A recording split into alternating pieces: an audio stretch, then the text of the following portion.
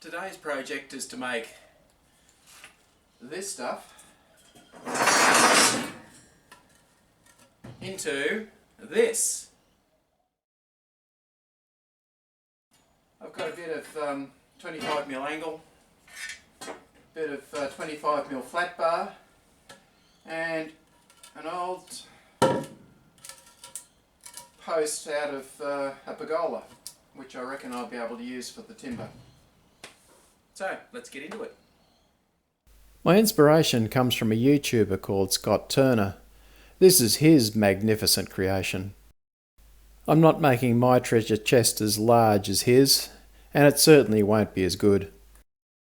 A link to his build video is in the description if you're interested. I don't have any plans as such, just these couple of sketches and a bit of an idea of how big I want to make it, and I'll just make it up as I go along. So it's over to the chop saw to cut out all the pieces of steel. At least the bits for the base and the sides, and then I'll see where I'm going after that.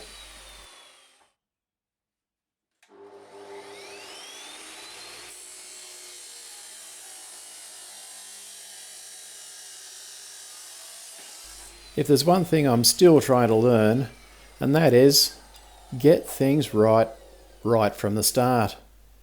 So I make sure each of the pieces are exactly the same for both sides. Now that I've got all the bits cut out for the base and the sides, so angle for the base, angle for the sides, and some tops and bottoms, I'm going to try a new technique this time. I'm going to actually tack the bits to a sheet of steel so I can get it all square and then keep it all square.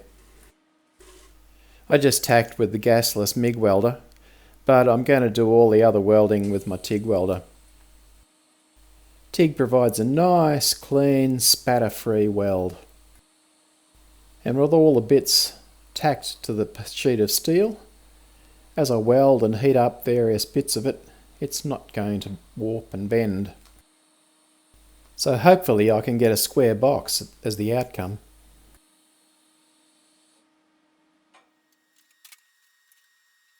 Making something square seems so simple, but I've found it to be the biggest challenge of all.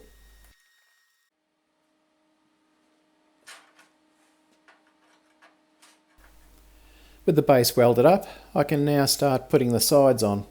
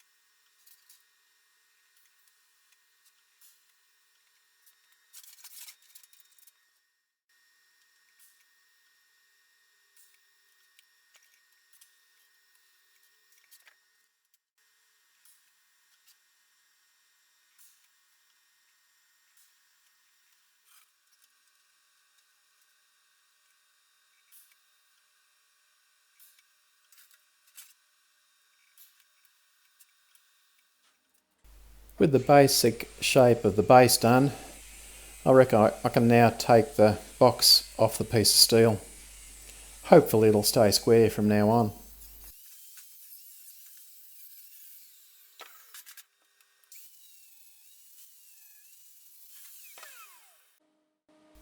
I'm just a self-taught backyard hobbyist. So even though they look nothing like a professional weld, these'll do me. The ultimate test of squareness is to measure the diagonals. And as I measure them with the steel ruler, I find that it's spot on within the millimetre. What a miracle! With the diagonals checked, I can now weld up all the sides that are only just tacked at this stage.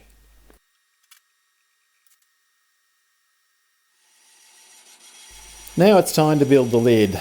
This is going to be a bit of a challenge, not something I've done before because the lid is curved. Anyway, I'm cutting out some curved sides and I'll use those as my template for the rest of it.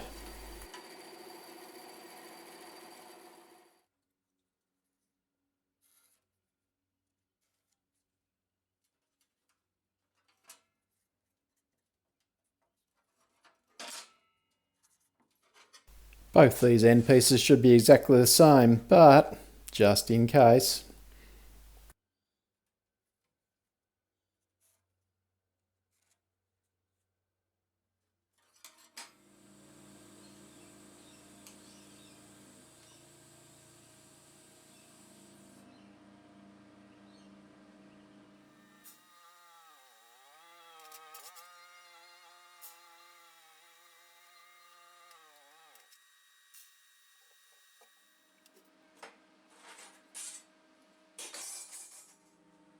Again, attempting to keep things straight and square, I'm actually going to tack these sides to the base and then build the whole of the top with those sides tacked.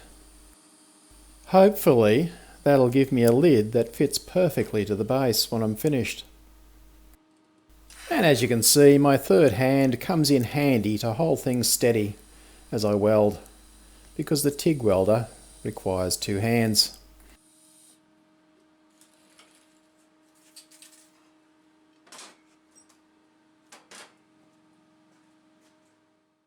I don't have a fancy bending tool, so this old bit of vise and a hammer will just do fine.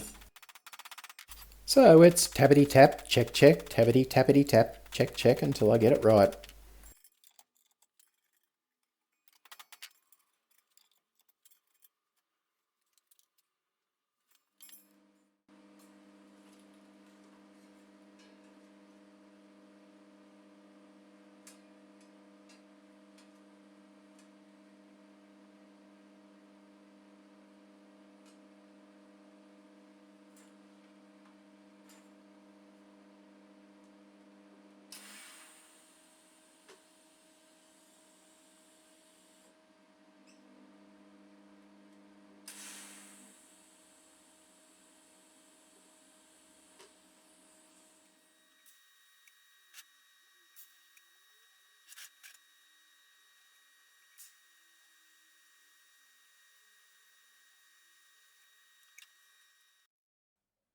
I'm going to leave most of the welds as is, but this weld I'm going to dress.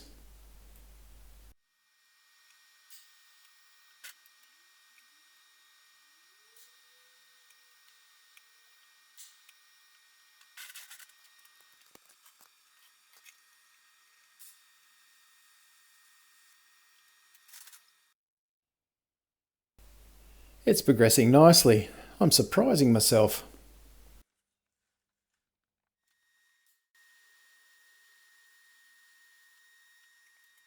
With the lid structure done, it's time to make the hinges.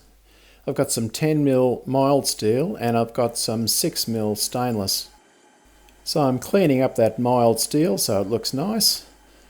And then I'm going to drill a 6mm hole through it that the stainless rod will go through, and this will be the basis for the hinge. I'm really loving this little hobby lathe for doing this sort of job.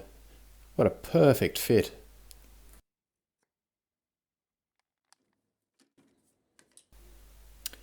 I've got to make 9 of these, 6 for the hinges and 3 for the latch.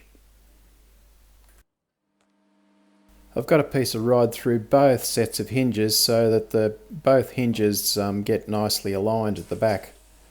This is another trick I learned from Scott Turner.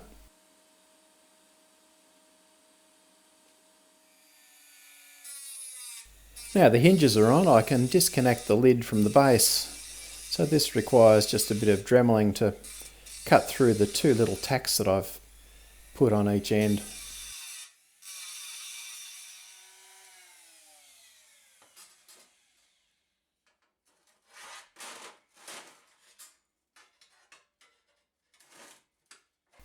Ta-da! A base with a lid that perfectly hinges. Another little miracle. But mostly a miracle of editing, as you'll see at the end of the video. So it's time to build the latch.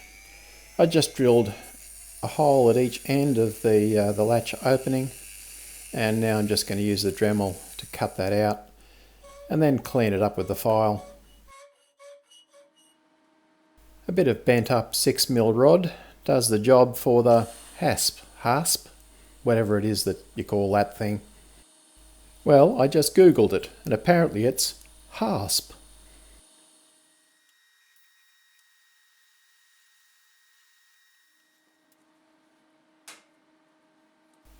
Well, that turned out okay.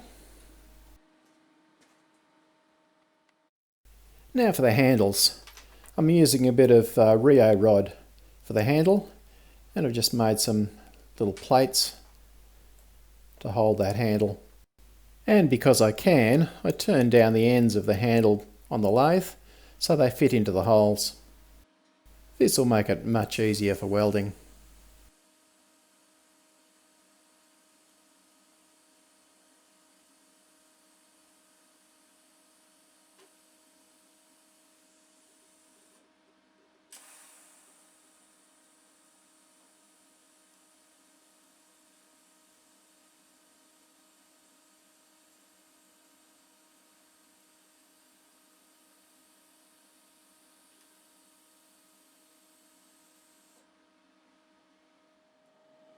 I think this was the only weld that turned out relatively even looking. All of the steel work is now finished. As I mentioned previously, I'm not dressing any of the welds, so I'm leaving it industrial looking. Now it's time for the woodwork. And the easiest way to get all the old paint off the post is just to run it over the jointer.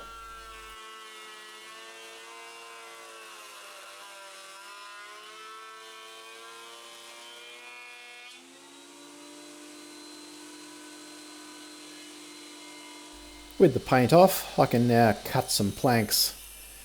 I'm making the planks wider than I need so that I can put them through the thickness so that they'll be nice and perfect and all the same thickness.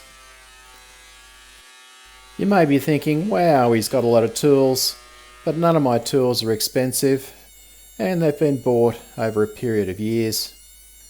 But there's still probably a fair bit of money invested, but it's cheaper than a secret lover. So they tell me anyway. I'm gluing the boards to the steel with liquid nails and gluing them to each other with PVA glue. A paper template enables me to have something perfect to outline on a piece of board to put in the sides.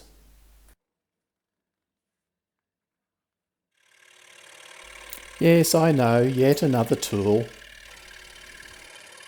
But as you've probably already guessed, it's not the biggest tool in the shed. I want the timber to look sort of old and antique-y looking, so I'm just using a bit of shellac to basically darken the wood. And then I finish the whole thing up with some clear satin spray.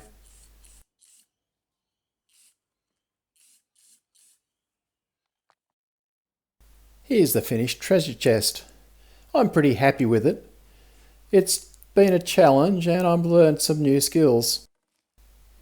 It's by nowhere near perfect, but it's been a really fun build. And if you're interested, keep watching and I'll point out all its faults and failings.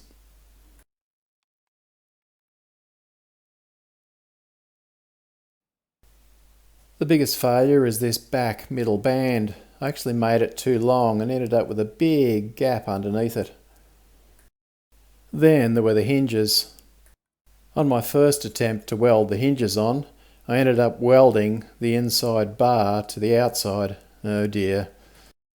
But a bit of rework fixed that eventually. I found that after I put the timber in, the lid didn't close anymore, but a bit of furious sanding finally fixed that. Then there are the welds. I wanted all of them to be perfect. But none of them are. Oh well, at least I'm consistent. Despite all these faults, I'm happy with my treasure chest, and after all, I've only got myself to please.